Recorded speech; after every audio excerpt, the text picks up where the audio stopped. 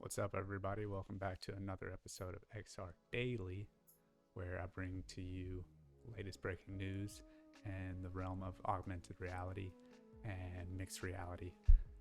In today's episode, I'm going to get into an article that was released a few days back, talking about the CEO of Apple, Tim Cook, and his like what he's doing in the space and how it relates to the new device that is planning to be released later this year, the new mixed reality, augmented reality device that we've been showing the past couple episodes. So please like, subscribe, share this content. Any kind of interaction with the YouTube channel helps tremendously. And without further ado, let's get started. All right, so Tim Cook bets on Apple's mixed reality headset to secure his legacy. New launch will be first steered entirely by CEO and under direction of operations team. Okay, so when it comes to Apple and how he's revered, you don't really, see him hands-on with anything. He's been very much just the CEO. You don't really see him really interact with, the design team, the production team, sales, you don't really see that. You don't even really see him speak that much. He isn't in front of the camera as much as, past CEOs. And so it's just kind of weird, to see him at all. But now he is spearheading this device. And so this could be a good thing. This could be a bad thing. Really don't know for sure, but that's pretty much what they're saying here. It will be the first launch of a device purely under his direction. When Tim Cook unveils Apple's new mixed reality headset later this year, he won't just be showing off the tech giant's latest shiny gadget. The Apple chief will also be guaranteeing his legacy includes the launch of a next generation hardware product that some inside the company believe might one day rival the iPhone. After 7 years in development, twice as long as the iPhone, the tech giant is widely expected to unveil a headset featuring both virtual and augmented reality as soon as June. So more speculation on when this is going to occur.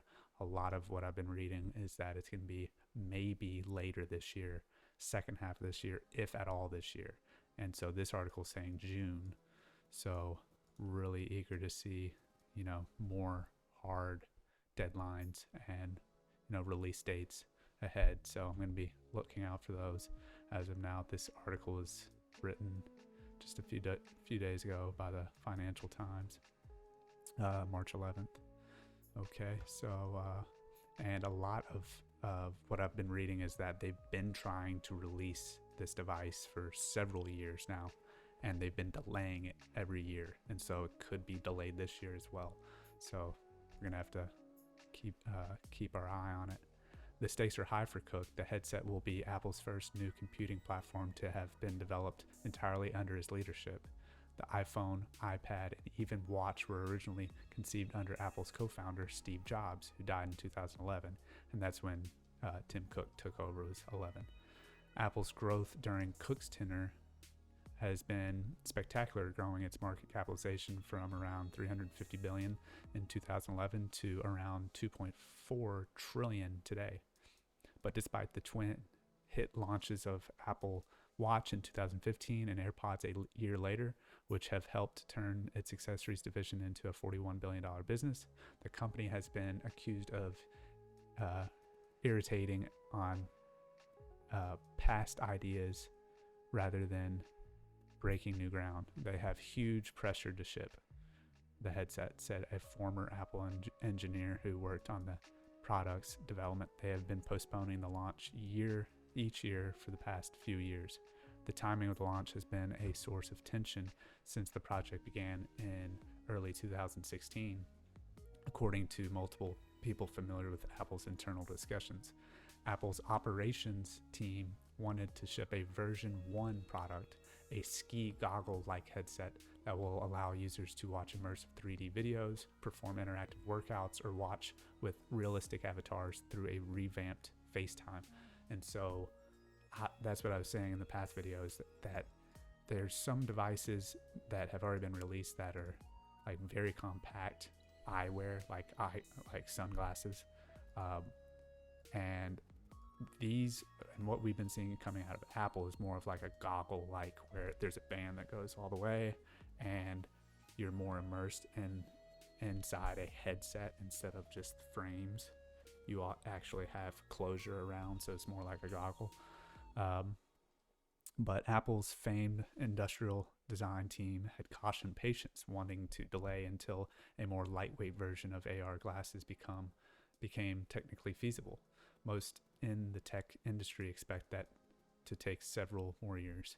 In deciding to press ahead with a debut this year, Cook has sided with operations chief Jeff Williams, according to two people familiar with Apple's decision-making, and overruled the early objections from Apple's designers to wait for the tech to catch up with their vision.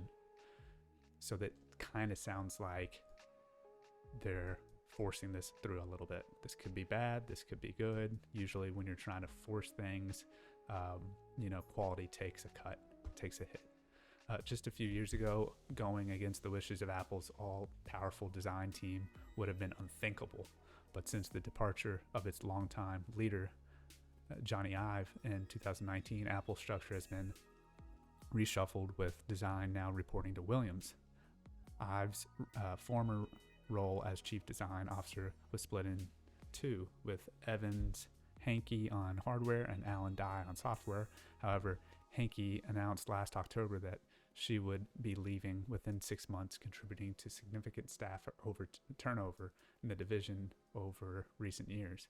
A former Apple engineer said operations taking more control over product development as a logical progression of Apple's trajectory under Cook. The best part of working at Apple, this person said, used to be coming up with engineering solutions to the insane requirements from the design team, but that has changed in recent years. Apple declined to comment. Apple's 12-person executive team reflects how the company's focus has shifted under Cook, himself a former operations chief. 4 of the 12 members have risen through Apple's operations rank, whereas nobody has succeeded Ive as chief design officer, who steered the development of the iMac, iPod, and iPhone, and Watch. While the success or failure of the headset could have huge implications for Cook's reputation as a steady-handed leader in Apple's perceived ability to keep innovating, its initial sales will probably be a rounding error. So pretty much what it's saying down here is that the first iteration of any device that Apple comes out with, the first year usually isn't the best year.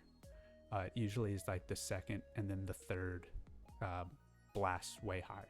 So it usually takes about 2 to 3 releases until you see widespread global adoption, where they're hitting 35 million users or more. And so this is pretty much showing the iPhone, the Watch, and the iPod, which the iPod took a little bit longer for adoption.